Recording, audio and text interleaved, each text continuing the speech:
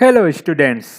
मेरा नाम डॉक्टर प्रभात कुमार है और मैं बीआरएम कॉलेज मुंगेर में पॉलिटिकल साइंस का असिस्टेंट प्रोफेसर हूँ।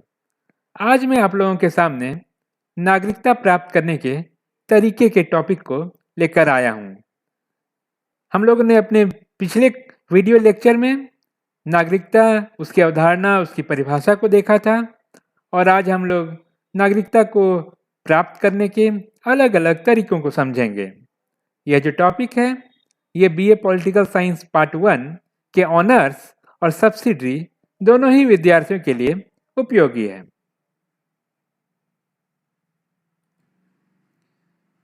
तो आमतौर पर नागरिकता प्राप्ति के दो सिद्धांत होते हैं। पहला जन्मजात नागरिकता सिद्धांत और दूसरा देशीयकरण नागरिकता सिद्धांत। तो सबसे पहले हम लोग जन्मजात नागरिकता सिद्धांत के बारे में जान लें। इस सिद्धांत के अंतर्गत जन्म के आधार पर व्यक्ति को नागरिकता प्रदान की जाती है और जन्म के आधार पर नागरिकता प्रदान करने के दो सिद्धांत हैं, जस स्वैंगिनिस या रक्त का अधिकार या जस और जस सोली मृदा का अधिकार। तो सबसे पहले हम लोग पहले नागरिकता प्राप्त करने के तरीके को जान लें। जस सैंग्विनिस, ये जो रक्त का अधिकार है, ये रक्त, जाति, वंश के आधार पर इसके अंतर्गत नागरिकता प्रदान की जाती है। जस सैंग्विनिस का अर्थ होता है रक्त संबंधों का नियम। इस सिद्धांत के तहत एक व्यक्ति अपने माता पिता, पूर्वज, वंशज या रक्त संबंधों के आधार पर नागरिकता प्राप्त करता है। यदि किसी देश में जस सैंग्विनिस नीति का पालन किया जाता है तो एक व्यक्ति के माता पिता जिस देश के नागरिक होते हैं उस व्यक्ति को भी उस देश की नागरिकता प्राप्त हो जाती है। यूरोप, एशिया, अफ्रीका जैसे अधिकांश राज्यों में जस सैंग्विनिस के आधार पर नागरिकता प्रदान की जाती है। अब हम लोग जन्म के आधार पर नागरिकता प्राप्त करने के दूसरे तरीके को भी जान लें।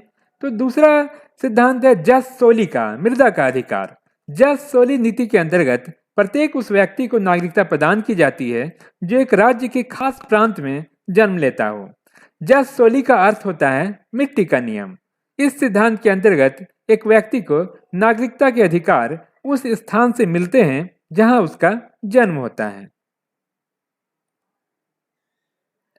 दूसरे शब्दों में हम कह सकते हैं कि एक व्यक्ति जिस राष्ट्र में जन्मता है उस राष्ट्र की नागरिकता उसे प्राप्त हो जाती है। जस सोली का प्रचलन उन राज्यों में, उन देशों में ज्यादा है जो अपनी नागरिकता का विस्तार करना चाहते हैं। जस सोली सिद्धांत को मानने वाले कुछ देश हैं अर्जेंटीना, ब्राजील, कनाडा, कोलंबिया। नागरिकता प्राप्त करने का एक दूसरा तरीका है देशीकरण नागरिकता का सिद्धांत। इस सिद्धांत के अंतर्गत कुछ कानूनी प्रक्रिया का पालन करके एक व्यक्ति किसी देश का नागरिक बन सकता है। देशीकरण द्वारा नागरिकता प्रदान करने के नियम अलग अलग देशों में अलग अलग हैं, किंतु आमतौर पर एक व्यक्ति जिस देश का नागरिक बनना चाहता है उस देश के नियमों और कानूनों और संविधान को मानने और देश के प्रति निष्ठा की शपथ लेनी होती है। इस सिद्धांत के अंतर्गत एक आवेदन देकर एक व्यक्ति उस देश में नागरिकता के लिए अनुरोध कर सकता है और राष्ट्र द्वारा आवश्यक कानूनी प्रक्रिया पूरी करके वह व्यक्ति उस देश का नागरिक बन सकता है।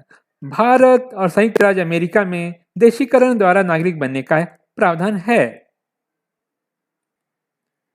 इन दो सिद्धांतों के अलावा भी नागरिकता प्राप्त करने के कुछ और तरीके हैं। जैसे पहला तरीका है निवास का।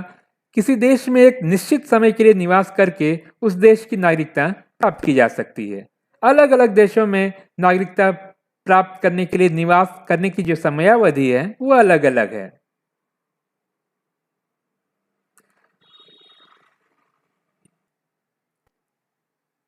संयुक्त राज्य अमेरिका में इस प्रक्रिया का पालन किया जाता है।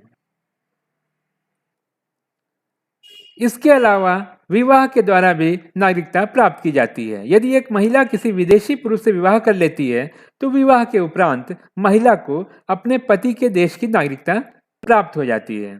इस तरह की प्रक्रिया का प्रचलन भारत में है। इसके अलावा संपत्ति का क्रय करना भी नागरिकता प्राप्त करने का एक जरिया है। कुछ देशों में यह प्रावधान है कि यदि कोई व्यक्ति उस देश में संपत्ति खरीद लेता है तो उस व्यक्ति को उस देश की नागरिकता प्राप्त हो जाती है। जैसे ब्राजील में इस तरह के प्रावधान हैं।